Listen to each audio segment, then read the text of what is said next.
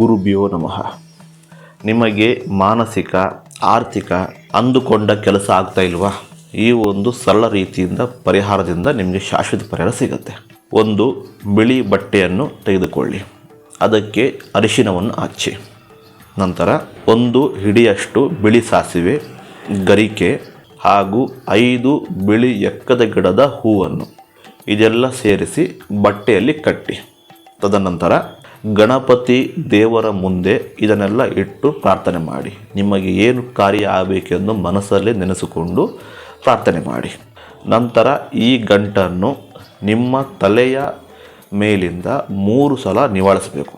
ತದನಂತರ ಆ ಗಂಟನ್ನು ಆಲದ ಮರಕ್ಕೆ ಹೋಗಿ ಕಟ್ಟಿ ಬರಬೇಕು.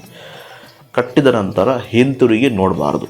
ಈ ರೀತಿಯಲ್ಲಿ ಮಾಡುವುದರಿಂದ ನಿಮಗೆ ಮಾನಸಿಕ ಆರ್ಥಿಕ ತೊಂದರೆಗಳು ಎಲ್ಲ ರೀತಿಯಲ್ಲಿ ಪರಿಹಾರ ಸಿಗುತ್ತೆ. ಧನ್ಯವಾದಗಳು.